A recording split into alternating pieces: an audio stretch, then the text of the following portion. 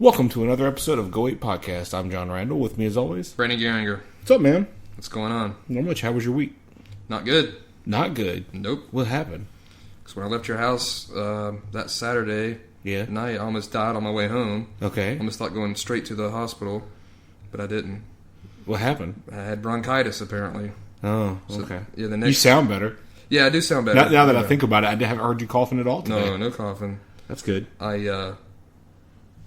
I went and I should not have done what I did that night, probably. It was probably not a good idea. And it was a little bit of a pain for me. Yeah. To try to cut out your coughs. Yeah, I had a lot of coughs and stuff. But the next day I just completely gave up and was like, please.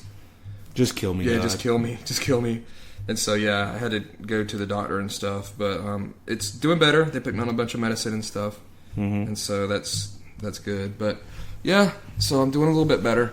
Well, welcome back to the land of the living. Yep, here I am. And so we are in December now. Yep. Getting close to Christmas. And you had some new addition to your family. Oh, yeah! Wow.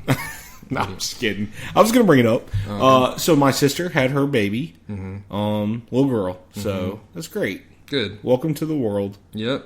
It's a fun ride. It'll be something else. We'll see. Who knows how it'll be for her when she grows up. Just like mine. Crazy world we're living in. Lost a couple people this week. Yep. Scott Weiland passed away.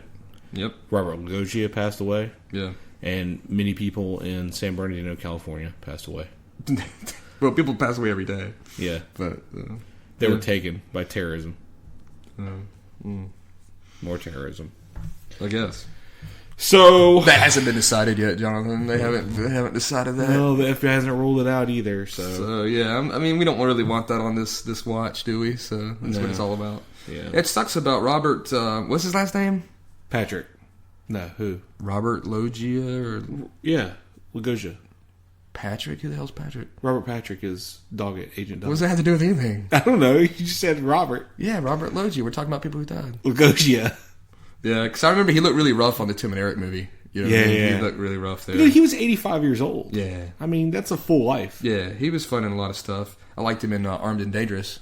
He was in Armed and Dangerous. That's a good one. Yeah. That's a good one. I didn't think about that. What other movies do you remember him from? Well, I don't really want to name it yet. Do you know any movies that you know? I know several, but I've got...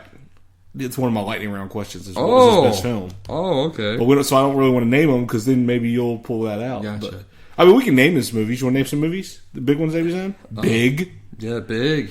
Scarface. Yep. As you said, Armed and Dangerous. He was in Independence Day. He was in Over the Top. Oh, yes. I mean, he's been in a lot of stuff. He's been in a lot of stuff. As you said, Tim and Eric. Yep. $1 billion movie. Yep. Cost $1 billion. It did. Had Johnny Depp in it. So, so I mean, yeah, I hated that. But like I said, he was 85. He lived a full life. Yeah. So good for him. What else going on? Well, I wrote down a couple things. You see, when I went to work this week, I forgot my phone, so I had to write some things on paper for the podcast. Very crude. So I had a little bit of an adventure this week. Oh shit. Last weekend I received an email that said, it's from Sony, by the way. If you don't renew your PlayStation Plus membership, it's going to expire. Mm-hmm. Which I was like, okay, that's fine. I was like, I'm not going to renew it till the new year. I was like, till January. Okay. So I believe it was Monday night or Tuesday night at midnight. I get an email. Ding. I went, oh, okay, let me check this email. Your subscription has been renewed. Okay. Sons of bitches. Oh, they auto-renewed it. They auto-renewed it. Which, number one, I have that turned off on my PlayStation. But they still have access to my cards because I buy games on there. Okay. You know? So they auto-renewed it. So then I call them up.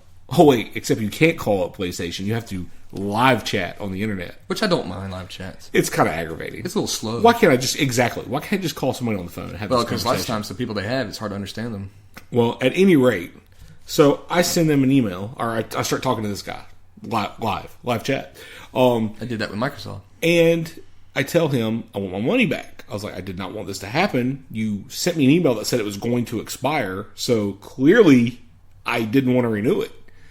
And you auto-renewed it. He's like, well, we can put the funds back in your wallet on PlayStation Network. And I went, so that's me spending my money. I went, so let me get this straight. Either I go ahead and spend the $50 on the subscription, or you're putting $50 in my wallet that I can only spend on your network. So you're still taking my money. Yeah. I went, that's not acceptable. I went, you took this without my permission. I was like, and then I get this. Well, sir, all sales are final, blah, blah, blah. I went, but I didn't buy anything. I was like, you robbed me. You robbed me is what happened. Yeah, you're suspect. So I told the guy, I was like, I want the money back in my account. And then he was giving me this bullshit, and I finally got to the point, I was like, you know what? I was like, the money hasn't come out of my account yet. I'll just call my bank and tell them to freeze it. Oh, well, sir, we can refund the money for you. It may take 3 to 5 days for us to process it. Wow. And then you'll get an email, but it could take up to 2 billing cycles to show up in your bank, depending on your bank. And I was like, well, that's 2 months to get my money back. I told him to that. I went, well, that's ridiculous. I was like, I can walk into any store in America with a receipt and go, I want my money back for this. And they immediately put the money back on my card and it shows up within 2 days. Yeah, why does it take so long? Exactly. So I really kind of went off on this dude and I was like, you're pretty much, his name was Fernando, by the way. I was like, you're pretty much making me just want to get an Xbox and stop supporting Sony right now. I was like, this is really angering. So he's like, well, there is a feature you can turn off. I went, I turned that feature off when I went through this last year with you people. You people. Real aggravating. Well, that happened to me with Microsoft, remember, but it was easy. I was live, chatted with them, and they were like, okay, yeah, we'll take care of it. Done. It's real aggravating, man. That's too bad. So hopefully I'll get the money back in my account this week. Well, I just saw that they have PlayStation Plus a year thing for they had it for $40, somewhere. Exactly. And no one charged me $50 for it? Fuck them. It's pretty good. I've got mine until 2016 sometime. So I also wrote down this. Did you see the debacle that was MSNBC? Yeah. Going into those people's houses? I did. And CNN, I guess, too, right? Yeah, CNN. Well, here's what happened, okay? From what I was able to gather. And for what I'm talking about, in case you people out there don't know. You people. The media went into the home of these terrorists that were in California. Right. Like, the landlord opened the door up and they all pretty much stormed in. And then they started showing stuff on live national television that was just mind-boggling. Like their toothbrush. Well, and their driver's licenses, social security cards on live TV without anything blurred out. Like, I think LifeLock was on the phone with MSNBC instantly. But my problem was, okay, so first things first, Inside Edition paid the landlord $1,000 to be let into the apartment. Good for him. Okay.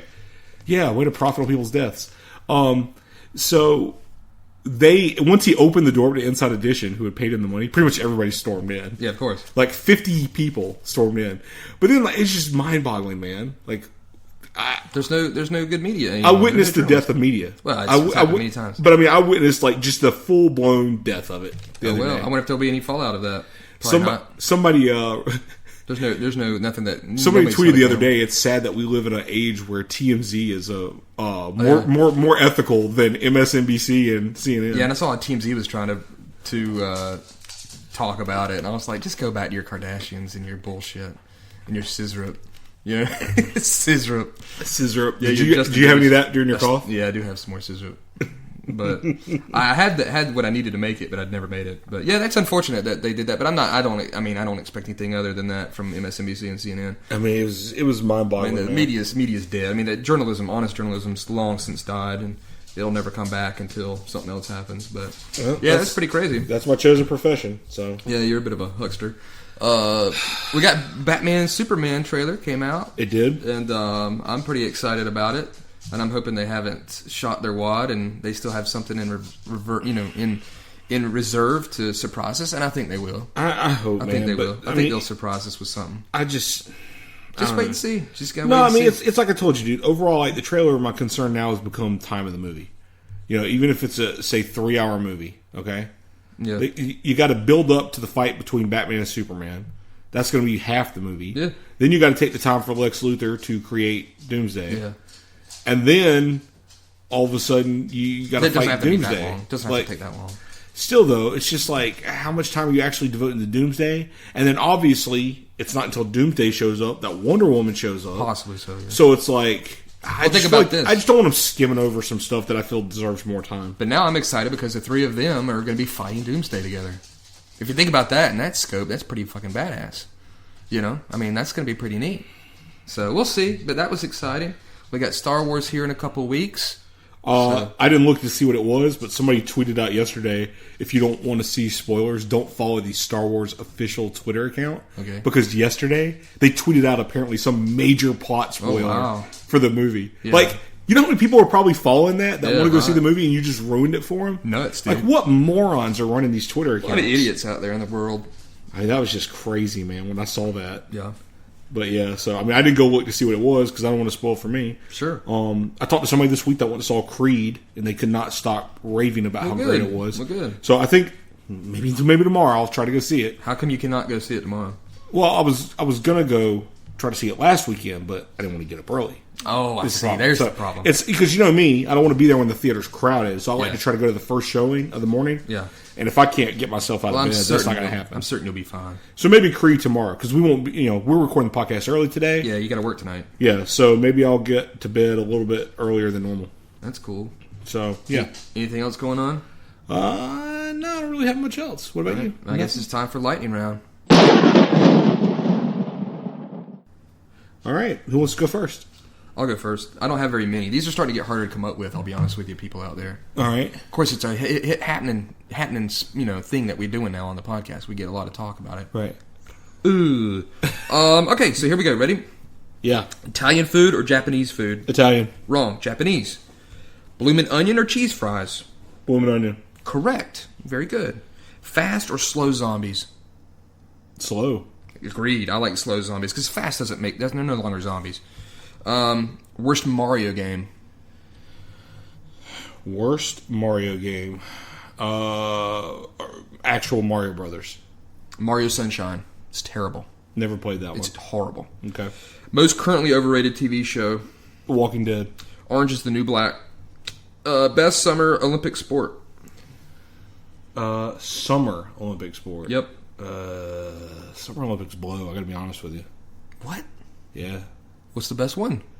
The best sport? Yeah, in the Summer Olympics. I don't fucking know. Karate. I don't know. I don't watch the Summer Olympics. That one's a big draw like karate. I only watch the Winter Olympics. Gymnastics. What's the best Winter Olympic sport?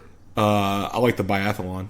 What a bore you are. Are you fucking kidding me? Dudes on skis and then they have to stop the target shoot? That's fucking awesome. Ice skating. Everybody knows that's where the drama is. Whatever, man. Best, okay, you got wings, right? What do you like, the drumsticks or those double bone Drumsticks. fuckers? I like the double bones. You know what I don't like about drumsticks? Every once in a while there's just something in that drumstick that just, like, is inedible. I bite down on it and I'm like... All right. You know what I mean? It's like gristle and flesh and sinew or something. Okay. And like sometimes they get mutated and it's like I can't even... I like the mutated ones. It's even more chicken. You can't even get inside there. There's like all sorts of like rubbery parts. So I just like getting inside the meat of the double bone. You have to work harder for the double bone. Okay, exactly. But no still. thanks. But yes, right. You don't like bones in your food. Or working. That is one of your better lines that you've had in this podcast. I don't like bones in my food. All right, you're lightning round. That's all I got, people. All right, here we go. Best cryptozoology creature. You know what I mean by that, right? Yeah. Okay. Nessie. Incorrect. El Chupacabra. Stupid. Best supporting X-Files character. Skinner. Incorrect. Krychek. Worst cable news network. MSNBC. You are correct. Best fast food burger. Is Five Guys best fast food? Five Guys. Five Guys was the answer. That's correct. Best Stone Temple Pilot song.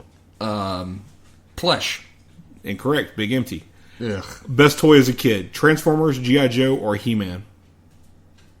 Transformer. Incorrect. G.I. Joe. Oh, Jesus. Best morning cartoon as a kid.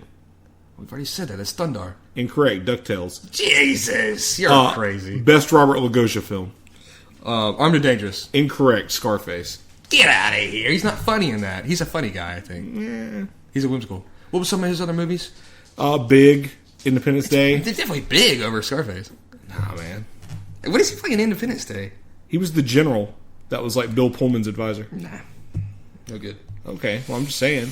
No good. What about Over the Top? I watched Over the Top last night in honor He of him. plays the main shithead in that, right? Yep, he's the bad guy. The bad grandfather who wants the kid back. We need to do that movie at some point. I watched it last night. How was it? Not as good as I used to remember it was. Kind of like this fucking movie you just watched? Well, let's get into that then, I guess. Yeah, we don't have to do. We can't do too long of a podcast since we're running on time. So this week was a revenge film. I don't remember what I was making you watch it for. I don't know what I did to deserve this. A couple weeks ago, you made me watch something I really hated. What was it? I have no idea. We've watched Army of Darkness, Willow, Wreck. I mean, we didn't do anything bad lately. I mean, I don't know why this has come up. Such venom out of you.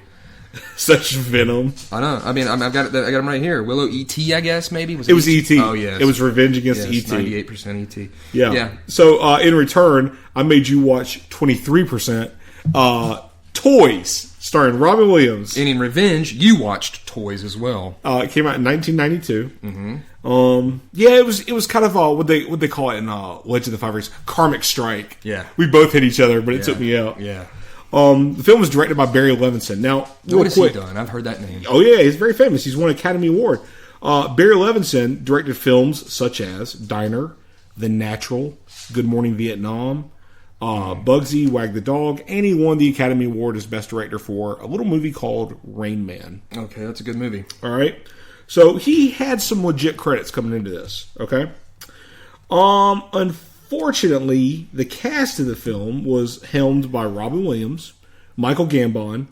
That's the general, I take it? Yeah, and you also realize Michael Gambon was the original Dumbledore. Yes. For the first two movies. Yes. Joan Cusack, Robin Wright, who will forever be referred to as the Princess Bride. Yep. LL Cool J. That's your cast for this film. That's incredible casting. What do you think the budget of this movie was, Brandon? $33 million. $43 million. So I was $10 million off. Box office. 27. $23 million. Close. 23.3. And like I said, it holds like a 23% on Rotten Tomatoes. That's incredible. Well, this one might blow your mind. It was nominated for 2 Academy Awards. For special effects or something. Costume design and I guess. And I believe set design. I mean, that would make sense to me. Something like that. Certainly did not win. I don't believe it won either. It did get a Razzie nomination. Well, I should say so. Barry Levinson for Worst Director. So, understandable. Didn't win. He lost that. I wonder who he lost it to. I can tell you. It's right here. These nuts. He lost to somebody named David Seltzer for a movie called Shining Through. All right. Never heard of it. Yeah. But yeah, art direction and costume design were the Academy Award nominations it got. Well, good for them. Costume design, by the way, lost to Bram Stoker's Dracula. Understandable. All right, so that's the basic overview of this trash film. I am going to say that this one came back to bite me. Did it ever, fucking man? Because it was not good. All right, so well, the history of me with this movie is we watched it when it came out, like rented it or it came on HBO. I immediately thought it was an absolute snoozing fucking bore, and sure enough, after all these years, it was again. And I remember, you said worse than you remember, right? Oh yeah, it's horrible. The thing about the movie too was funny was that there was a movie like a DVD VHS store around this area, and they had a section of really bad movies, and I remember seeing it in there and like nodding my head, being like, "That's right." They called it. It was movies, like a cow. I worked there. He worked there. And it was multiple O's were in the movie's title. Yeah. And it said really bad movies, and there was toy. And I remember just looking at it and being like, that's fucking right. You know what I mean? You sit in your spot, bitch. You know what I mean? That's where you're going to end up. So, yeah, I don't know what the deal is. Why I don't really know how we've come to watch this film. We'll just get into it, and then we'll be done. By the way, I just want you to see this. Okay, he's scrolling through his notes. It's a lot of notes. But it's not. I mean, mine are decent, but it's nothing too big. But I'm going to be honest with you. One thing that's very good about this film is that the scenes are so long. Some of them are so long. I had a lot of good rest. You know what I mean? From notes. I didn't have to frantically do notes. Well, I got to be honest. And I really felt like you were more resting your heart. Yeah. Because you were getting enraged at having to watch this. It was just. So the movie starts with a ballet. Yeah, there's some toy wind-up noises, like in the credits, and then there's a ballet. Yep. There's ballet dancers dancing through a miniature New York City. Brandon said if this scene would have went on for an hour and a half, he would have rather had that. Of course. He would have rather have had that. That's what you want. You don't want stuff going at too breakneck speed. I can't take notes. But on the flip side, this movie is so fucking long and plotted out and boring. But I was like, that's fine as long as the scenes stay the same. I don't have to write anything else. You know? Several times I was able to put my iPad down. I didn't have to write anything. Yeah, I agree. I really, really fucking hated this movie, dude. So after about 6 minutes of this ballet... 6 minutes of ballet, it's a play for a bunch of kids. The opening credits finally end. Yeah, it's a play. You're watching a play for children. And then it goes into a concert for these same kids. Yeah, it's like a big Christmas concert play. And then as this is going on, we see a Hummer pull up to the plant, to the factory. Because this is happening at a toy factory. And the toy factory is like really colorful, and it's got like this... It's like it looks like it was designed by Google. Yeah, exactly. It's like out in a field of tall green grass, and there's like an elephant spraying snow on top of the building. And I'm just going to go ahead and get to this part so we can get out of the way. The movie tries to do like... It's like, okay, I'm going to be the next... who's your boy that you hate?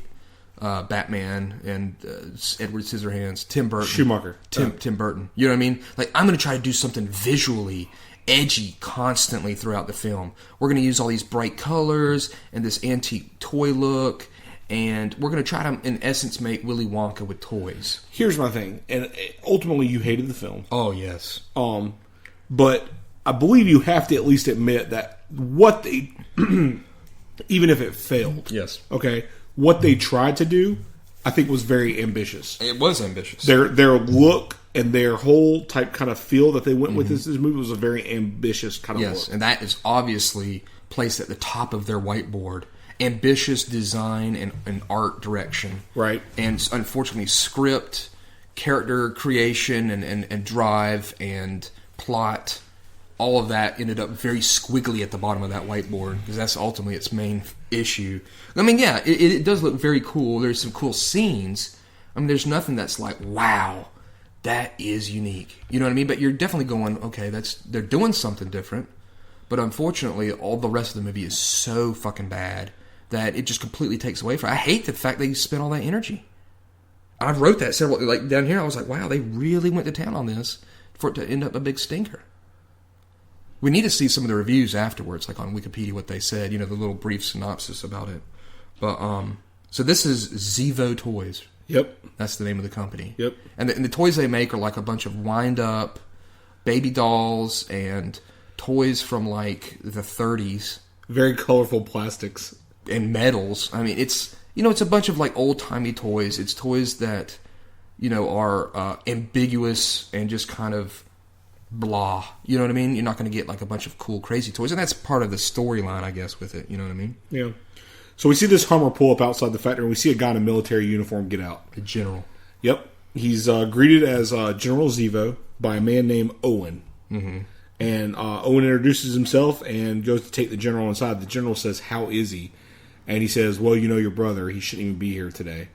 But he's obviously, he doesn't have much time left." Yeah, I guess he's sick. Yeah, so he obviously came to see his sick brother. Right. So he takes him inside, and he says, "Is this just you thinking that he doesn't have much time left, or is that the consensus of the doctors?"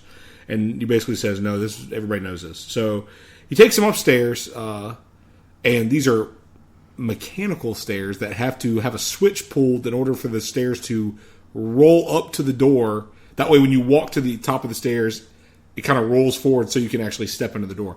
Actually, that's a pretty good security system to keep people out of your office. And zombies. Yeah. Zombies won't be able to get up there. Yeah. So, basically, he goes in, he talks to his brother who's dying. He's got a beanie on his head. He does. Like a spinning beanie thing. Yeah. Is that what they're called? Yeah, beanie. That's right. And you can look out and you can see that his office is above like that miniature New York City. And there's a bunch of children and people playing down there. I don't know if that's during the play or what. Yeah, I think it's during the play. Yeah. All this is going on. And this is his brother, Kenny, right? Yeah, Kenneth. Yeah, Kenny. Yeah. And he basically tells the general that, I don't think my son's ready yet, or my daughter. Mm-hmm. And, you're retired. You don't have a military, career anymore, basically. He's like, I want you to take over running the company. He's like, it would be a waste of your leadership if you don't take over the company. Right.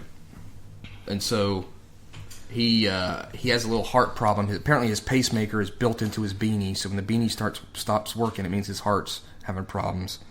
So he's quickly rushed off in a very antique-looking ambulance, and he talks to that old dude, whatever his name was. What was that guy's name? Owen. Who, incidentally, is played by Toodles from Hook. So this is 2 times that he and Robin Williams have worked together. Another film I don't care for too much. I don't have as much hatred for it as this, but... Damn it, I just remembered another lightning round question I was going to put down this week. Go for it. Steven Spielberg, better director or producer? Director. See, I actually think he's a better producer. I think you're crazy. So yeah, he's got two siblings. Leslie, that's Robin Williams' character, and Anastasia. But for these purposes, we will refer to her as Magoo. Yeah, she looks like Mr. Magoo. This is Joan Cusack. I never liked her. I'm certain at some point down the road, her nose will touch her chin. They're going to come together. She looks like the old Crescent Man in the Moon. The old toy from McDonald's. Yeah. Those Moonhead toys. And she's got huge square-ass teeth.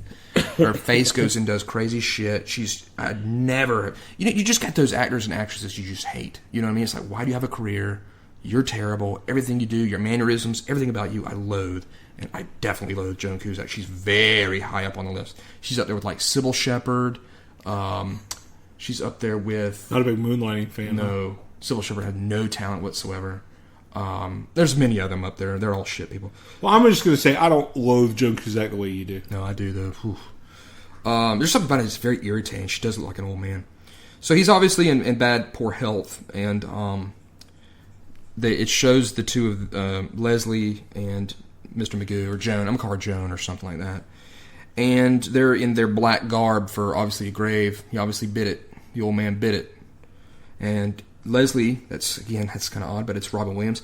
And he says that he wants to take Dad's car to the gravesite. And that car is a bumper car. Yep. And real quick, I don't think we finished what you were going to say. Mm-hmm. When Owen and Leslie's father were in the ambulance together, Owen basically said, I don't understand why you're giving the company to your brother. Right. And he said, I have to do this to make Leslie ready to run the company. Right. He's not ready right now, but this is going to push him to where he needs to be. I guess so. And that's the reason why. So they're driving the bumper car in the middle of the family procession. They're like in between the two family limos, driving to the funeral site. And the grave site's like out in the middle of that tall green grass. Yep. And they start having the funeral thing, and there's laughter coming from the coffin, which makes everybody start laughing, except for the general. Except for the general. He's very straight-laced. He's very straight-laced, dude. But, of course, they think it's funny. It's inside his coffin's full of toys. He was obviously a very funny, jovial guy. One of them is the barrel of laughs. That's right. And that's what's making the laughter, I believe. That's nice. It's good. It's good. So Robin Williams shakes it, and, it stops laughing. They finish the funeral service. And Owen says, should we take the batteries out? And he's like, nah, the batteries will die pretty soon. Yeah, right. So instantly, as Owens is leaving, the general, calls out to him and he says, I want a factory tour first thing in the morning. Yeah, he wants to see what's going on with this new toy company that he's pretty much inherited. Yeah. That he's now in charge of. He's a man about business. Yeah. And so inside the toy factory, I said, it's dancing and good times. There's a big hallway full of toys being made. There's probably about 600 people in this room, and they're all dancing and singing and stuff as they're making toys. Happy workers, happy, workforce, I guess. I guess so. I put the machines are horrible, vomiting out doll parts. That's true. They do vomit out the doll parts. There's these... It's terrible. It looks like, okay, so they're basically working around like the luggage conveyors you see at the airport. And what happens is they have these massive heads on top of these things, where out the mouth of these heads on top are just spitting out all the doll parts that they're putting together. And they're grabbing them. Yeah, they're just grabbing them off the conveyor belt and dancing and assembling these dolls. But yeah, it looks terrible because you see like these arms and legs just vomiting out the mouth of these heads. I found this room to be terrifying. It is kind of weird. And I was sitting there more thinking about the logistics of paying all these people to do this job, these jobs they have. Mm-hmm. And there was literally anywhere between 600 and 1,000 people in this room. And I'm sitting there going, surely robots could do this work, right? I mean, we can cut some of this labor out of here. Well, this was the 90s, so I don't think we were that advanced. The overhead of that company must be incredible. I mean, they literally had like 12 people probably to make one doll. Look, dude, we're trying to keep working America, okay? That's true. So that's what they were doing. I guess it's America. The general was observing the factory, and there's a bunch of toy company people, like with Leslie and some other people in white suits, like white, lab coats. They're watching novelty tests of Robin, Leslie, that is. And I'm going to go ahead. I was going to say, which I think is essentially him at Toys R Us improvising. Goofing off, yeah. Yeah. I mean, I think that's what they shot. It's just him walking into a Toys R Us or a supermarket, goofing around, improvising. I'm deciding whether to place my Robin issue. Like, my problem I have with Robin in the movie. Should I place that at the end, you think? Yeah, sure. Okay. Throw it in. Throw it at the end. Okay. Joan dresses in doll's clothing. She, like, makes doll's clothing. Mm-hmm. And she's, again... And everything everything in the factory is, like, stylized in some sort of room that's colorful or got... You know, it's got clouds or blue sky, or she's like in a box, like a little house. Yeah, she's in like a box, and she's basically wearing paper mache clothes, papier mache. Yeah, and yeah, she's making doll clothes, and she tries to show the general, and he's like, "I'm not interested in girls' toys." I can't believe we're doing this movie, dude. God dang it. Yeah, he's not interested in doll clothes, and Robin walks up. He's got a smoking jacket. But it's a real smoking jacket where smoke Balsam starts pouring out of his jacket. So that's comedy. Now let me ask you something. Have you laughed at any point? Is any part of this? This is a comedy, correct? That is where it's located. Is it a comedy? It is not fucking funny at all. Not at all. No laughs, dude. Deadpan, dry, terrible humor. Ugh. God dang it. Okay. I got it right here. Not funny. This is the first time in the movie I was like. We were, 15 minutes in the movie? I don't know. I mean, hell, the credits were 6 minutes, right? Yeah. So, yeah, we've had all this stuff go on. There's no laughs, okay? So the general says that he needs to go see their grandfather, his father, right? Yep. So he goes into, it looks like he's in some sort of medical tent or something. He looks in some sort of, like, MASH. He's in MASH all of a sudden. There's an old man. He's in his general garb. He's got his hat on.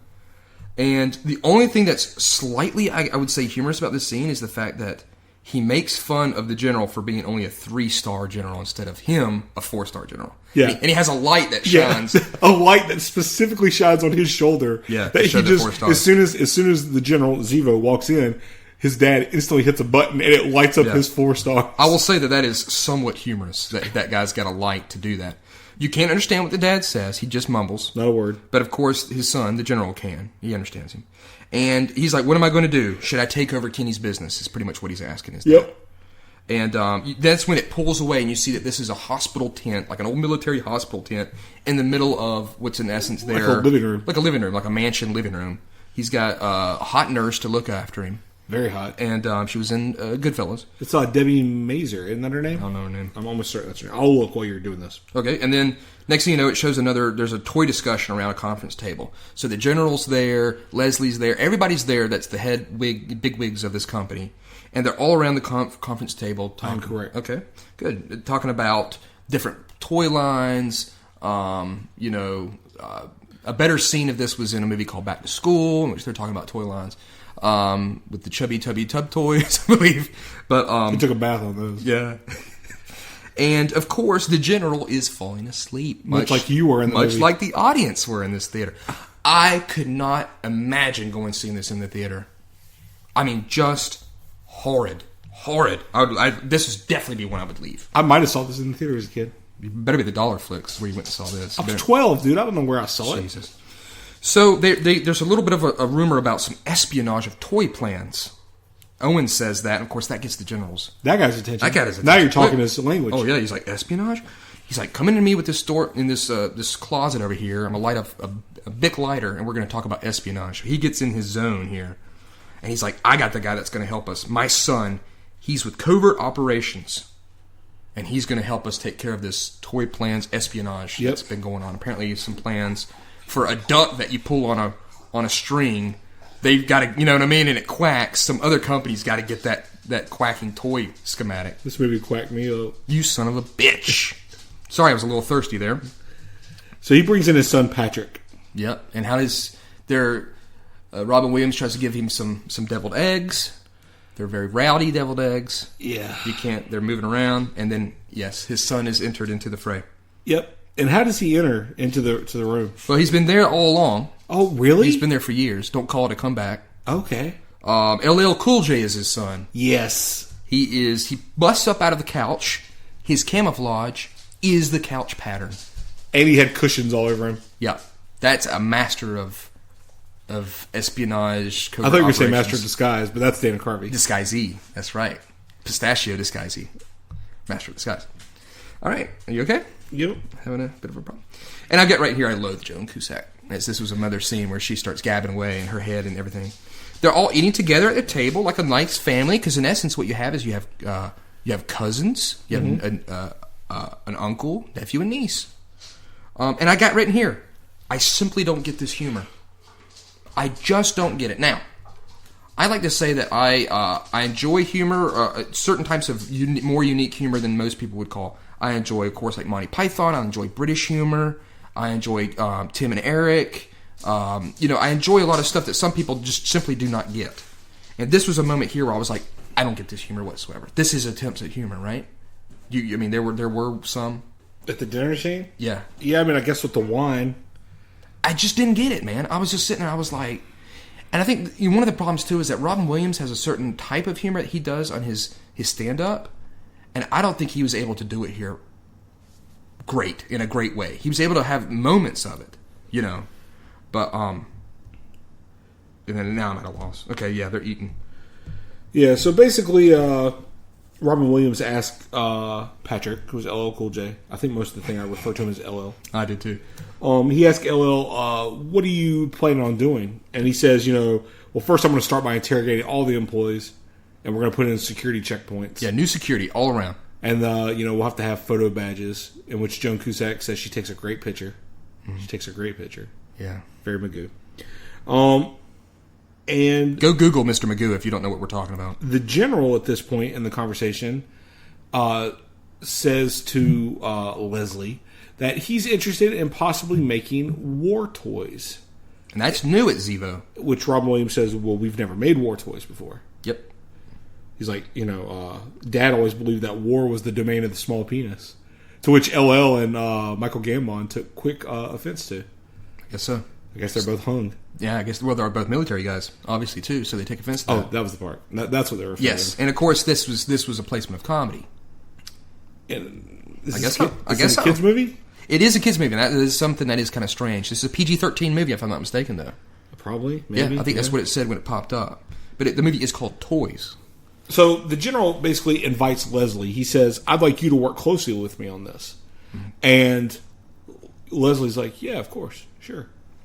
So then we cut to a scene where LL Cool J and his dad, the general, his dad, are riding down a road together. And he says, what did you think of my inviting Leslie? And he's like, good tactical move. Mm-hmm. So they're thinking like military, like, yeah, bring your enemy in close, so you can keep an eye on them. Right. So they think they're outsmarting Leslie. And then LL Cool J says something like, let me out of the car real quick. He's like, you don't know who you are. He's like, exactly. And he just takes off running. You're always training. He's always training. Yeah, so he takes off running the field. So then we cut to Leslie, who is reading to Magoo, and in like a was it like a goose or a swan bed? Yeah, it's like a swan bed. Yeah. Bedtime story. He's reading a bedtime story to her, and she says she doesn't get it. And he's like, well, it's a fable. And she goes, no. I don't understand why Dad left the company to him and not to you. Yeah. And that's when Leslie thinks that he's outsmarting the general, because he's like, it's like Dad always said, treat your friends like your friends and your enemies like your enemies. He's like, I'll work close with him. That's right. And I'll be spying on him. So they both think they're going to be spying on each other. They both think they're outsmarting each other. That's right. And I got written here, the visuals don't save this crap. Because this is a moment of obviously visual coolness in her bed and stuff. But it just doesn't save this film whatsoever. And the next scene we have is their new security. Yeah. This is a real tough one. This scene was really tough. This is where all the new security people come in. What would you say, 60, 80 new security guards? Probably. The music in this scene is atrocious. Was it? Yes. Okay. This is the ha music. Okay. I loathe the music in this scene. It comes up several times. I've got a note about your reaction to it a little bit later. Okay. So the general is talking to the staff. He's obviously given the people there that design toys a homework assignment to create war toys. Their designs are poor. Well, we find out it's 6 months has gone by. 6 months. They've instituted this security. They've been working on these toy designs for war toys. It's like an elephant with like guns sticking out of his fucking ass or something. It's like they're taking their existing stupid kids' toys and just trying to put cannons on them. Yeah, just like guns or machine guns or something like that. And they're terrible. They're just terrible. And then in the middle of this conversation, Robin walks in with another suit It's a musical suit where when he moves his body, it makes noises. Dumb is what I've got written here. It's a dumb scene. The suit is dumb, and it does that freaking early '90s like CNC Music Factory, like you've got the power. It's not like some sort of like music or something that I was like, ugh, this thing is horrible. And at this point, my next note is where I put Brandon loves the remixed music. No, it's horrible. I keep trying to be Willy Wonka film. Because that's what it's trying to do, man. At this point, it's trying to be charming, okay? Okay, so, like, you've got your scene in, I'll take, something that people can understand. Very first Harry Potter movie.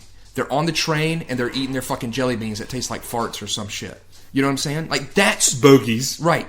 That's charming scene. That's something that they're trying to show you something that's fantastical, exciting, it's something neat and fun. And they try to do that all throughout this fucking film and fail miserably.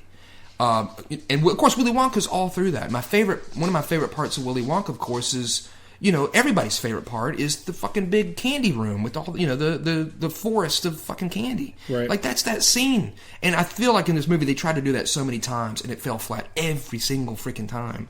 But, again, I got you this. Begin with the music. It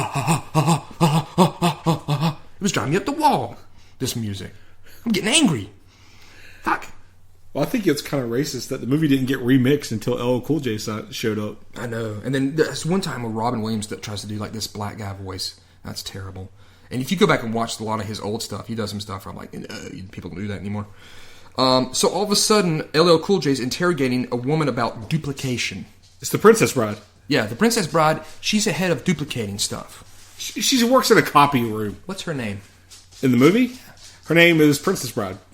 I don't believe they ever fucking said her name in this movie. I never caught it. And all I called her was Duplication Woman. How fucking stupid is that? You're right. I don't think they ever said either because it's right here. Robin Wright as Gwen Tyler. Never heard that. I never heard them say Gwen ever in the film. So he's interrogating her. He wants to know more about duplication. He's got other goons around him. He's like, are you laughing at my duplication investigation? What the fuck? I got written here, the movie is absolute garbage, is what I've got written at this point. Okay? So, Robin all of a sudden shows up. He wants to talk to the duplication woman. That's what I wrote. I wrote duplication woman for her name. Well, I put he just basically saves her. Because while she's being interrogated, he walks in. He's like, "What the hell is all this shit?" And they're like, "We were just finished." He goes, "I was just checking for security." He's like, "Everything looks pretty secure here to me," and he basically shoos him off and saves her from being interrogated. And then, of course, he starts charming her, doing his Robin Williams voices and stuff that he does. Yep.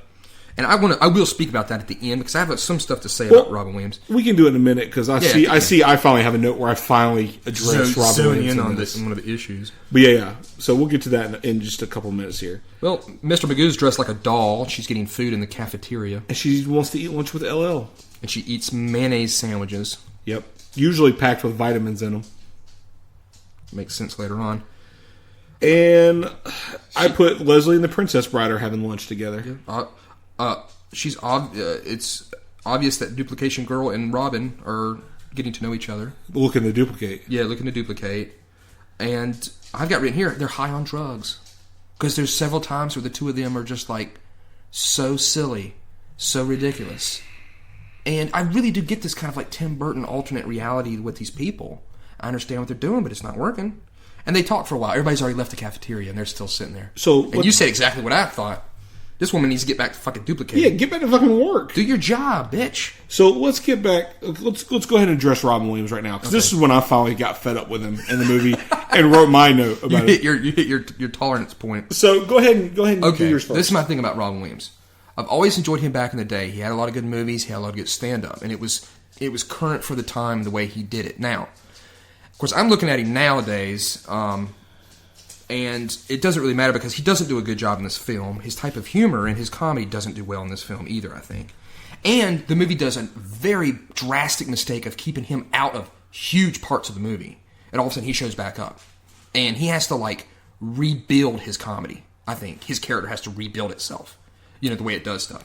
But the thing about Robin Williams is this, and towards the later part of his life, if he was ever on, Jay Leno or David Letterman, all those two would do is just say something to him. And then it was literally 10 minutes of him just going apeshit. Stream of consciousness. Stream of conscious bullshit. Yeah. Mixed in with some racist stuff, gay voice, Russian this, political that, George W. Bush this, Bill Clinton. He would just ramble and ramble and ramble. And there was a time where he was on Jay Leno within the last, I would say, 8 years, where he did it, and I was literally embarrassed to see that type of what he was doing. I was like, wow, this is embarrassing. Now, he was a comedic genius in his old day. I just think his style, and I got to see him in dramatic pieces, which I enjoyed more. I just think his style quickly got away from me, and I was kind of done with it. That's my thing about Robin Williams. Well, this is what I wrote. I put Robin Williams is too much in this film. I put it feels like he is ad-libbing almost everything. Yeah, they told him go. And I put it's not great. No, that's what I wrote, because everything feels forced when watching it now.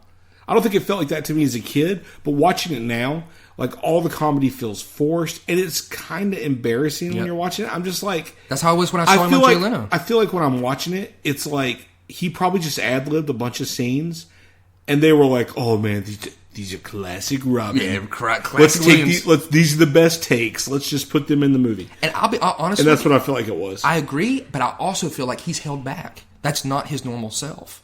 Like his improv stuff goes way beyond all that stuff. He goes absolutely nuts. The dancing. I mean, great movie he's in, Birdcage. You know? Oh God, I love Birdcage. I mean, that's prime Robin Williams there, and he's able to really envelop that character and really go to town with it. And this, he's held back, I guess, because of the PG-13 rating, but the movie's so obscure with its sexuality at points, which is odd. But yeah, I mean, I did enjoy Robin Williams during his heyday. I enjoyed him in Birdcage, probably one of his best comedic performances, I think. Well, it helps he's playing off of Nathan Lane, too. Yeah, I mean, was amazing in the movie. Great chemistry, great writing, and this movie simply doesn't have the writing or his improv to the point where, at the time this movie came out, that it would have been really enjoyable. My next note says Brandon is in a lot of pain. Yeah.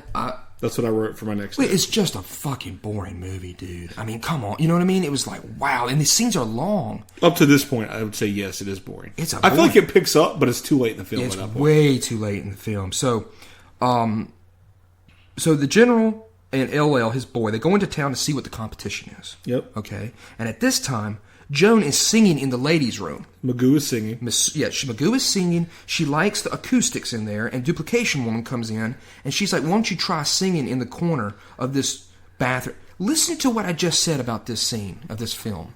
Joan Cusack is in a ladies' room singing. In the Still of the Night. In the Still of the Night is the song. She loves the acoustics, and she's trying to get Jenny from fucking Forrest Gump to go in the corner and start singing with her. What a fucking ridiculous scene. And then I wrote awful singing ensues. Well, this is a prime example. I'm like, this scene, there is many parts of this movie. This is a 2-hour-long movie. This bit should have been 89 minutes long. And this scene right here should have gotten the old heave-ho chuck out. Well, at this point, I wrote, Brandon has thrown his iPad down. I am dying laughing. Oh, it's done some damage to me. Your anger at this point just made me laugh. Here's a good scene coming up. The General and LL go to an arcade place, and they see a bunch of games. You get to see Teenage Mutant Ninja Turtles. You get to see a bunch of other games.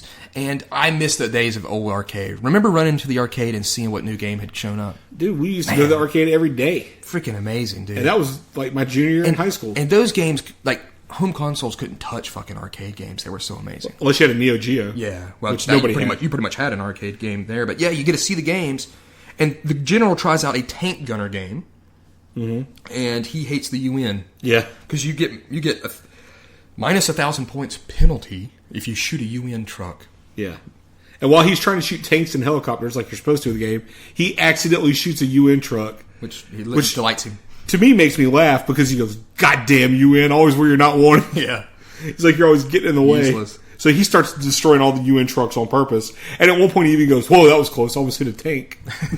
And he's seeing what the cool happening is on the kids scene is arcade games. He's also got quite the hat. Yeah, his bill on his hat is anywhere between 3 and 4 feet long. I don't know what's going on with that thing. It's absolutely ridiculous. I couldn't stop looking at it. Mr. Magoo is enjoying Oculus Rift with a whitewater rafting VR simulator. This is back in those early 90s where everybody thought that was the next thing. Okay. And you saw some big machine in a mall. It cost you like $25 to go in there for like a minute. You know what I mean? And everybody thought it was the coolest shit. And the only way that you interacted with it, you saw it from outside and you saw it moving and gyrating. That's how you interacted with VR in the early 90s. The General sees some G.I. Joe toys at a toy store, which made us think about G.I. Joe toys. Of course. Which I disagree about the G.I. Joe toys being Transformers. Transformers could transform, dude. Well, whatever. I mean, I've got a car, and now I've got a robot. I've got a robot, now I've got a car. G.I. Joe toys were fucking awesome. G.I. Joe, he's got like a gun in his hand. That was it. So, yeah, Robin scares the duplication girl as she's on her bike as she rides through this field of grass. I'm like, get the hell out of the way. He makes a sexual innuendo thing about getting laid to her, which I thought was interesting. Yep. And he says, I like you. She says, I like you too. So they've obviously he's worked his magic. And he tells her, I don't want the General to make war toys. Yeah, he says he's going to confront the General over it. And then right after that, the General and his boy LL Cool J, he's a rapper, popular at the time, they're at a campfire at night talking about how the remote control planes and vehicles in battle controlled by children will be the next evolution in military. He doesn't say military, he says military warfare. Now, I'm going to say, this is 1992. Yeah. This was pretty much the future predicted. Yeah, of drone warfare. Yeah. I mean, because that's exactly what it is. It's taking a fucking plane armed with weapons and some dude sitting in a room flying it and fucking destroying shit. Real Genius did it before.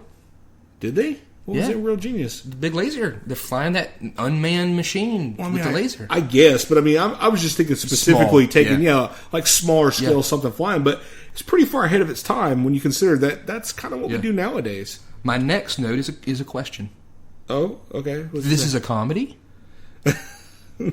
It's not a comedy. All right, so Leslie and the General are in a golf cart, and they're talking about the war toys. Every once in a while, Leslie, he doesn't have enough gumption to get up and ask the General, his uncle, about the war toys, or what's he doing. You know, he doesn't want to make them. And the General's like, well, I want to design some of my own ideas. Yeah, I've got some own toy ideas I want to do. And I just need a lot of space to do that. Yeah, and he says, Leslie offers his help, and he's like, "Well, I don't want somebody who's been doing it their whole life like you. Yeah, a new look. You've been doing it for so long. I don't want to embarrass myself, so I just want a little time on my own to work on some new toys, some new toys. Because the General, when Leslie says, "I don't want us to make war toys," the General finally agrees. He says, "You're right." Yeah, because he goes, "We're too far. We're too far out of that competition. There's no reason we need to try to get into it." Yep. So he's trying to throw Leslie off, but he's like, I do have an idea for some other toys, and I just need a little room. So he starts taking over some space in the plant. Does he ever? Room after room of restricted written on it, getting the door closed in his face, pretty much as Robin Williams is looking at it. Leslie, that is. Right.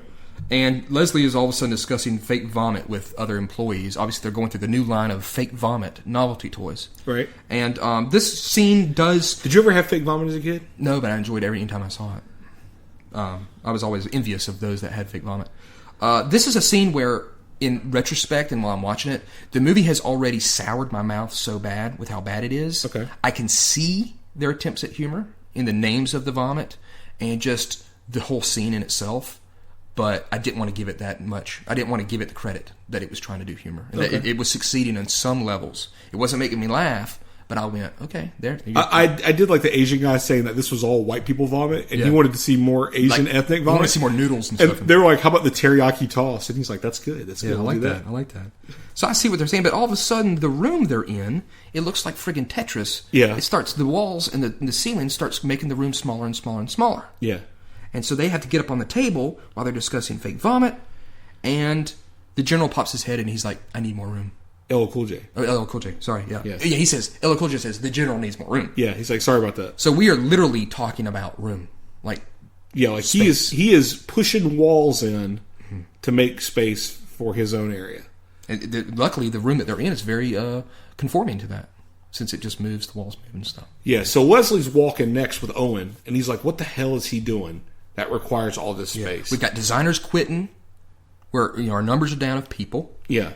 And Owen says, well, there's this every day. And he takes Leslie over to a window, and they look down and they see a school bus with all these kids coming in. And Owen is like, there's more of them every day coming in. These little rugrats. So after this, they head to the cafeteria together, and as they're in line getting their food, the cafeteria wall's starting to close in. Needs more space. General needs more space. And everybody's very compacted. He needs a lot of space. Yep. And so Joan goes and talks to the burial site of her dead dad. Yep. And she says that her department was closed, her little clothing department. I guess it was just her doing her insanity.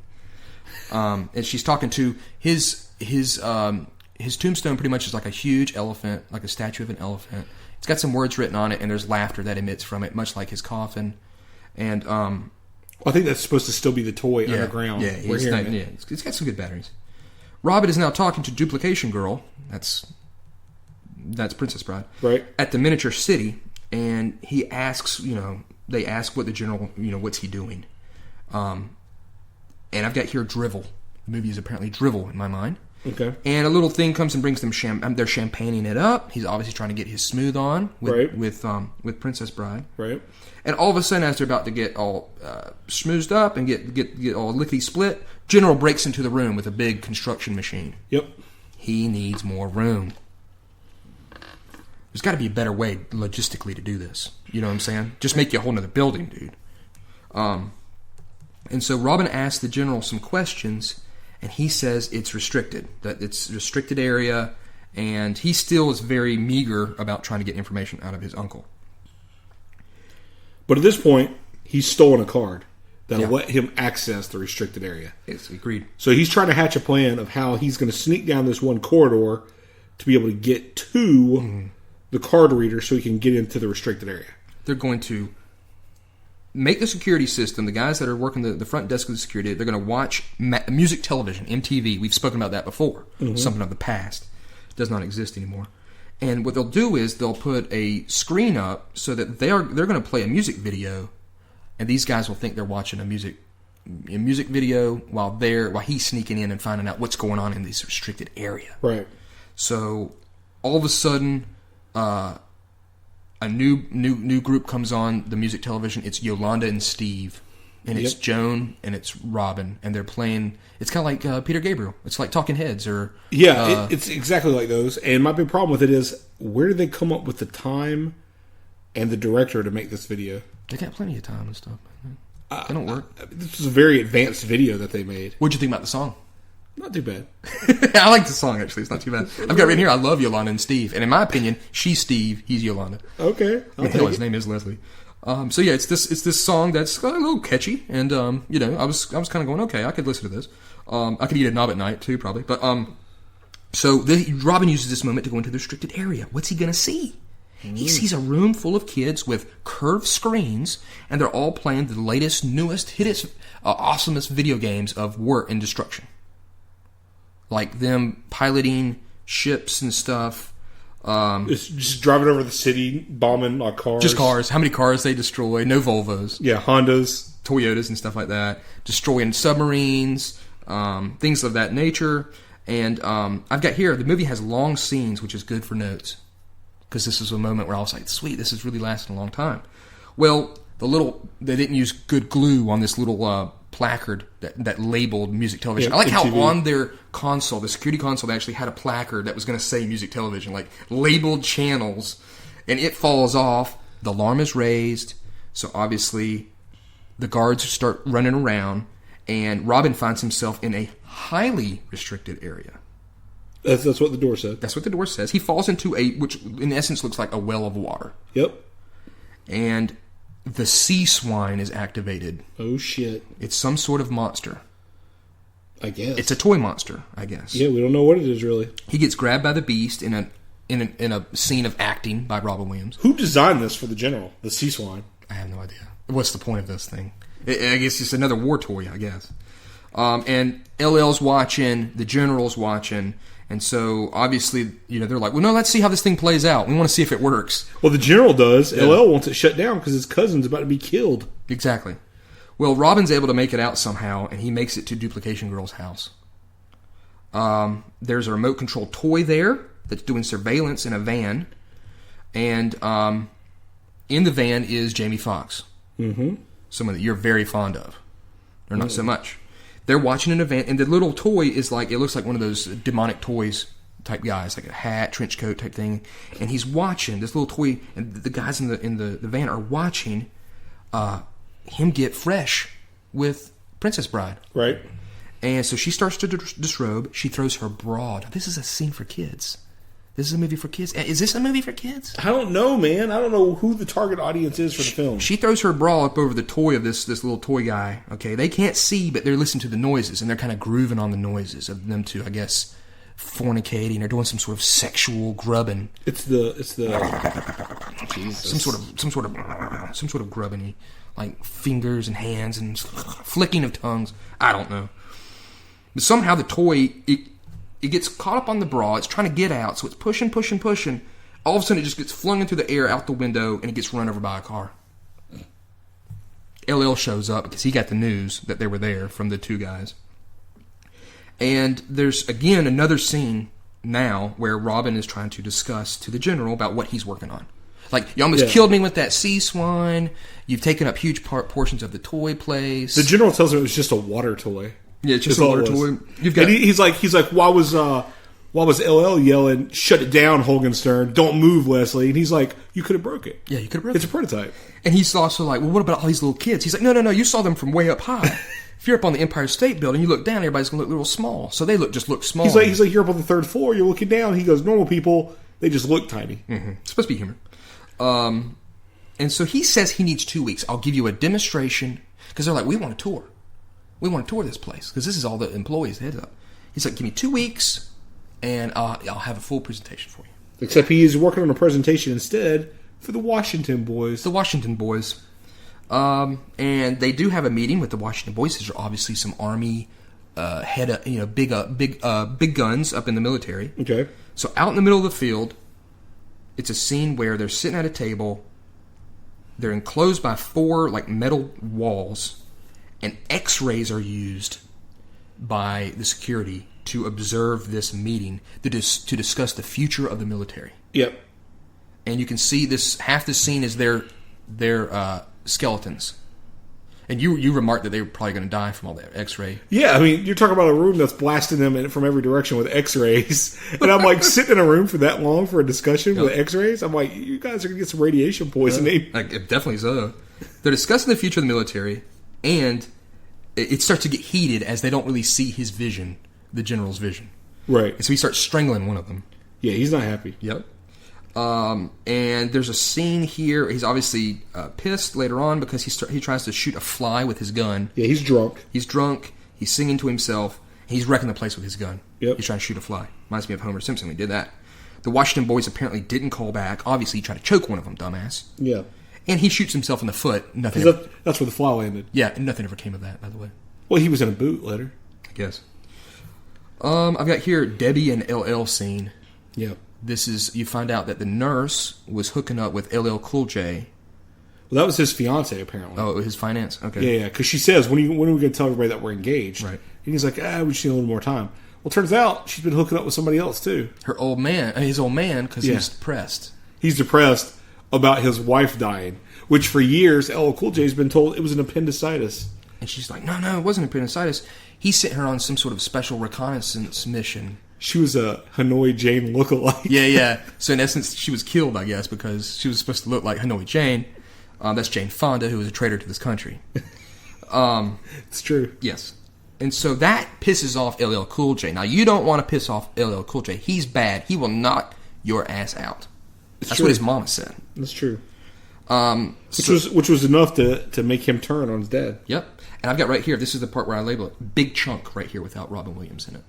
From the scenes that we've seen before, I'm going way up here into to the part where he was fooling around with Princess Bride, and all the way down here, there's been no Robin Williams. Well, there was the scene where he was confronting the general saying, "What do you have?" But it wasn't anything funny or anything. That's the problem, too.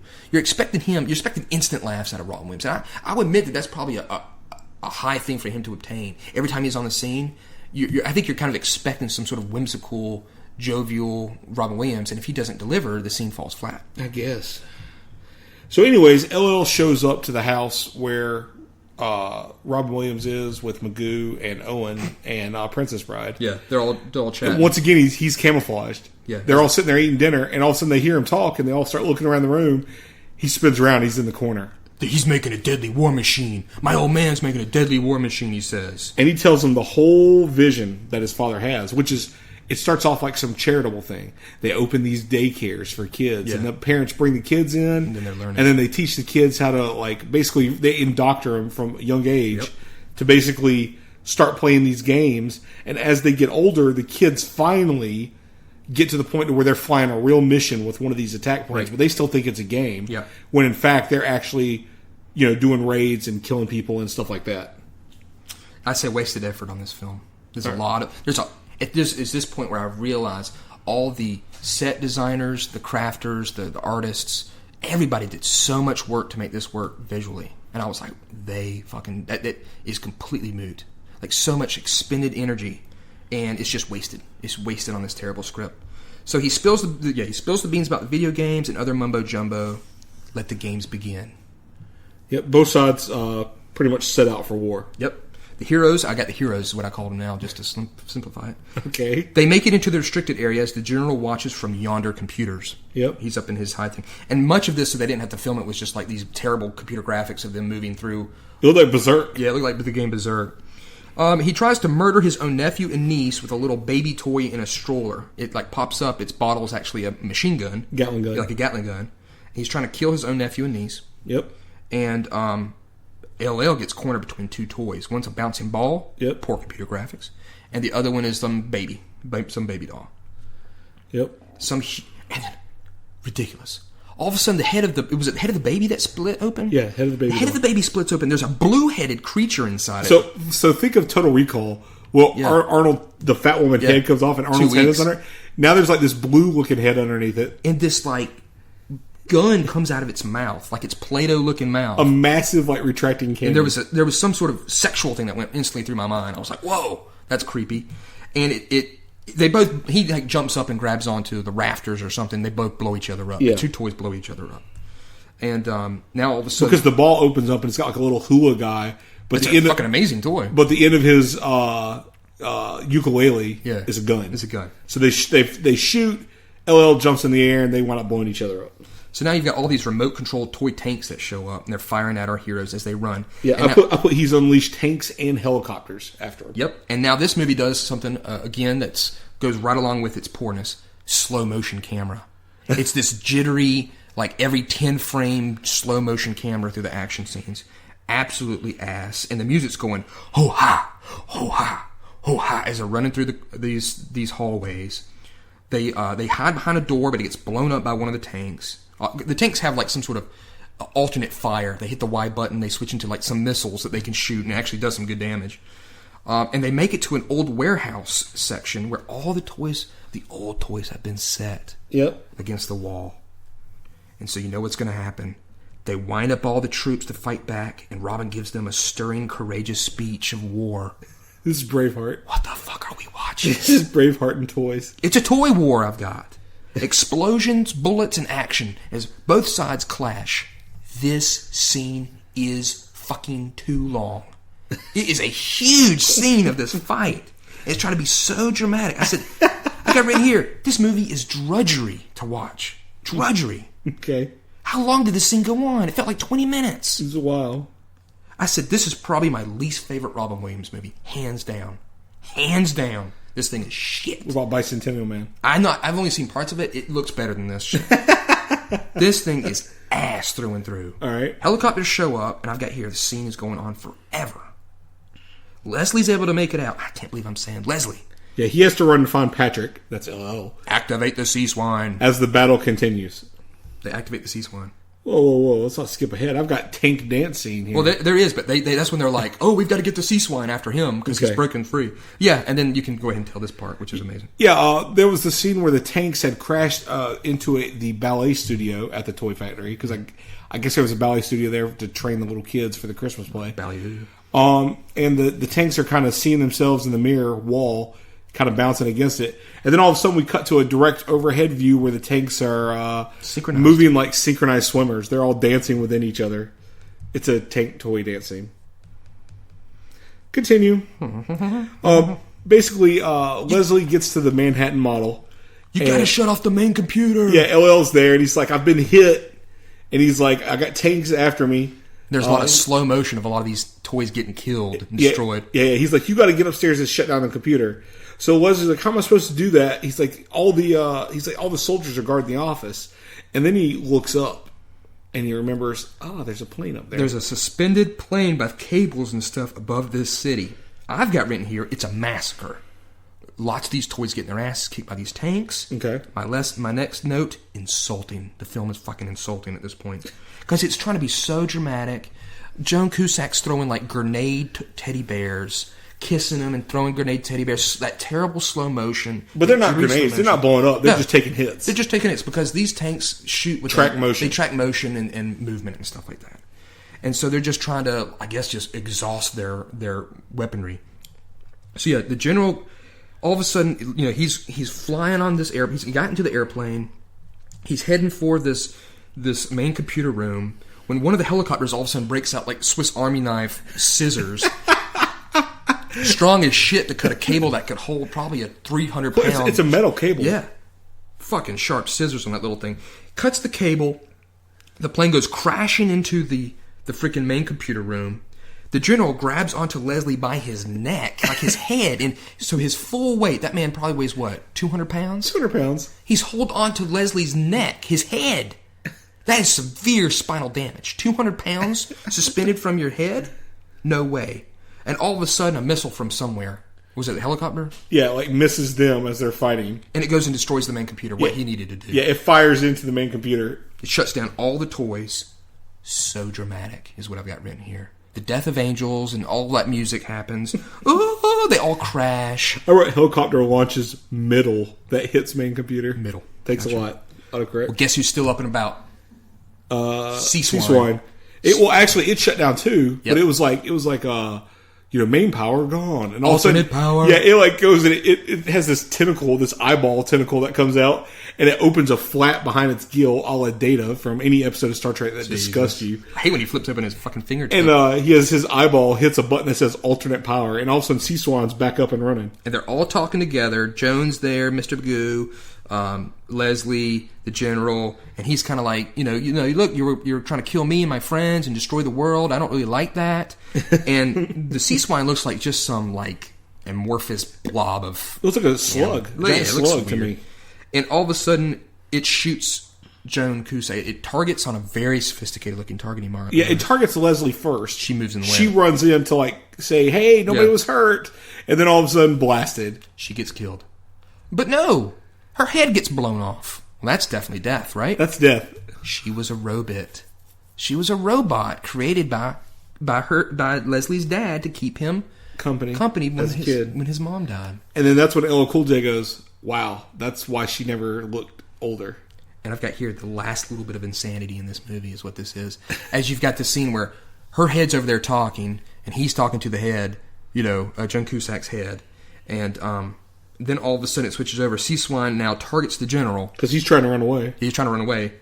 And it shows like an explosion or something, but... The general tries to say the override words, which were what? You say them. Klaatu, Ferrata, Nikti. I don't know. I mean, somebody just had fun here at the end. And then he was blasted. Yeah. He was blasted, but then it shows gifts.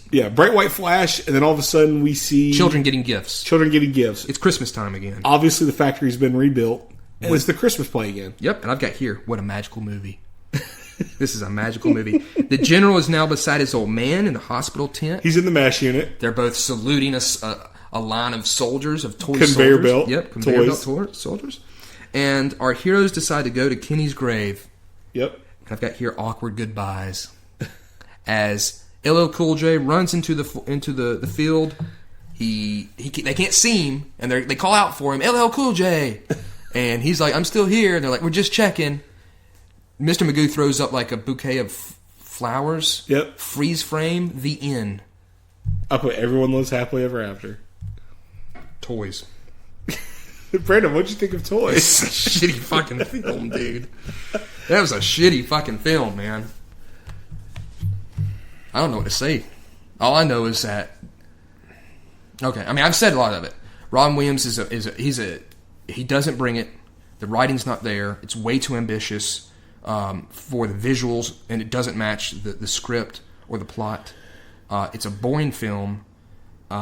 It's got, I think, bad casting. LL Cool J's pretty bad in it. It might have been LL Cool J's first movie ever.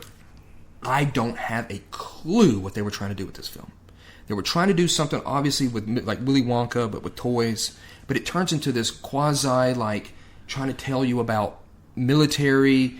And it's like, look, if you're trying to make a cutesy movie and try to bring stuff back to traditional toys and family fun type stuff, the movie just doesn't reach that.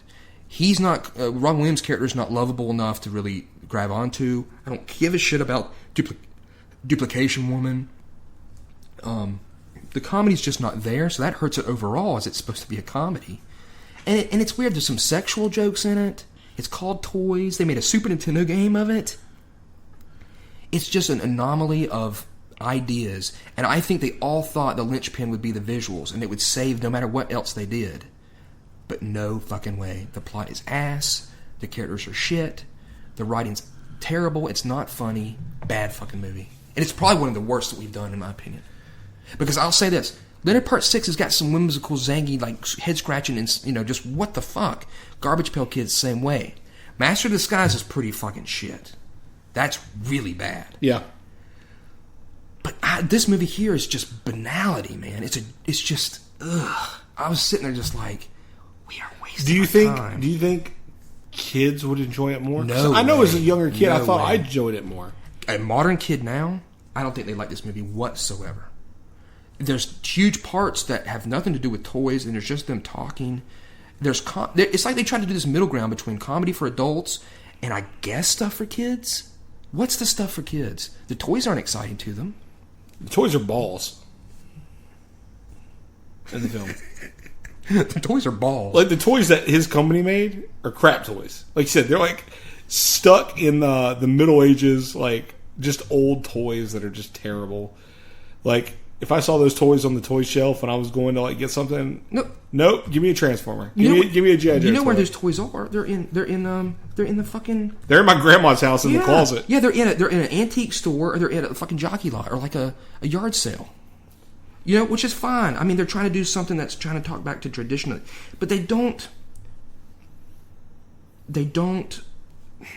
What's the word I'm looking for? The stuff that's supposed to be endearing about the movie, they simply could not pull off. His relationship with his sister or his family, the toys themselves, the love he has for them. And you know why? They don't show children interacting with them. There's no love, a connection between a simple toy and a child. What are you talking about? Magoo was pretty simple. Yeah, she was simple. Simple idiot. She was Simple Jack is what she was. But you see what I'm saying? Mm-hmm. If I'm making the movie and it's called Toys, and I'm trying to say, look, these new modern toys of war and military and stuff, that's not good. Mm-hmm. Show me at least a kid. Show me some sort of bring it down to a level of a child and say, here's a simple toy, and look how he can enjoy it. And instead, they just said, we'll have Robin Williams do his stuff every once in a while. Robin, where you really don't bring it up too high. You can't get too nuts. When he said, I want to get laid, that was like the most edgy thing he said in this film. But yeah, it's like, show me a kid with a toy and show me that. Don't just sit there and I'll tell you, the last 30 minutes of this movie, while it is a bunch of action, is just wasted. It's just stupid. You got two armies of toys going against each other. Ones that can't do shit. Do you think you would have enjoyed the movie more if they would have made it an hour and a half instead of 2 hours? Oh yeah. You think you probably could have like? You got to really condense this bitch. I mean, it really needed to be shorter. And there's a scene where it literally just shows one of the guys in the cafeteria cleaning. It's not really a scene. It's just one cutaway shot. But you know what? That stuff adds up. What is the point of that? And when those are all throughout the film, I was like, this is ridiculous. They just didn't have the script to match the ambitiousness of the visuals. I think that's what it all comes down to. And I'd agree with that. Yep. If they had a scene that was more Joan Cusack, get her character out of there. Why not have Joan Cusack's character actually be a kid? Maybe it be an orphan or something that Robin Williams takes care of there. Bring it back to that Willy Wonka type thing of amazement of the toys. Instead, you have a person, two people, which I generally believe are insane. Leslie and his sister. You know, of course, we find out later on it's a robot, but that doesn't excuse all her insanity you saw before. But yeah, bring it down to that level and show the simplicity of the toy and why it's still worth it. So what I hear you say right now is you want a remake of this movie. No. You want a remake. So Hollywood, listen up. No. Remake toys. Don't touch it. Don't watch this film. I'm never going to see it again. It goes in that bin of trash. Are you going to play the Super Nintendo game? I'll never play the game. It needs to be eradicated from people's minds. I'd like to take a hot poker to my brain that let me remember that I've seen this movie. Okay. It's not one of the worst movies ever, but it is a waste of time. You can have bad movies that don't waste your time. This is a bad movie that wastes your time. At the end, you get nothing. Okay. Fuck toys. There it is. All right. Screw it. And so next week, Star Trek Generations. Yep. The worst Star Trek movie ever created. Jonathan disagrees, but I think he'll see, because we will be watching the other movies at some point, and it's worst because of not the problem with Insurrection and Nemesis and stuff. The stories are bad. Done. Finish, point blank. That's it. Bad stories, bad plot. But that's not it, though. Because Insurrection's got Atari joystick. But those are little minute things that are dumb. Riker with no beard. Yes. Those are minute things that are dumb. Generation has season-spanning destruction of characters. It has, in essence, Greedo shot first scenes. Like, it has the destruction of these characters that have been built through all these seasons. And you wait, and they pigeonhole in Kirk and them. We'll get into it. It's going to be a fun one. They throw that in. I'm like, give them their own fucking movie. This is what you do. And then, if you want to take the love of Kirk, look how they wiped their ass with Kirk in the end of that film. Whee! His little death spiral. It's absurd film. Absurd. The only thing I can agree with you is I wanted a standalone Guinan film. Jesus Christ. I needed to know the history of Guinan. Yeah, they'll never give you where that. she came from. Let's give you a character. She knows everything, but we'll never have to spoil it. But she can give hints. She's like the dungeon master helping you out, giving you a little tidbit of information, but no other information other than that. So yeah, next week, I'm all heated up now. Toys has pissed me off. I've got to go get to the grocery store. Okay. Got to get fruit for my daughters. So next week, we've got Star Trek Generations. I don't know what we're doing after that. You can find me. I'm Savage GM on Twitter. I'm Abe Randall on Twitter. We're Go 8 Podcasts on Twitter. We're also on Facebook, Go 8 Podcast. We're on iTunes. We're on Podcast Garden, premier podcast hosting site. We love Lamp. We love. You've got Jack in the Box. I'm getting McDonald's tonight. Fancy McDonald's nuggets. That's acceptable. Sweet and sour sauce. Yeah, yeah. And so that's what's going on with us. You've got to go to work like a schlup. Yep. And this has been grueling, but I think ultimately it's been an angering podcast for me, which sometimes leads to some enjoyment. Okay. Anything else you got to say to wrap up at the end of Go 8 Podcast 2.0, episode 66? Are we 66 now? 66. Huh. No, I don't really have anything else. Do you know what song you're going to play this week? I have no idea. I got to get out of this funk, this headspace I'm in from this film. This headspace. So it's going to be something good. So yeah, until next time, everybody, Go 8. Go 8? Go 8.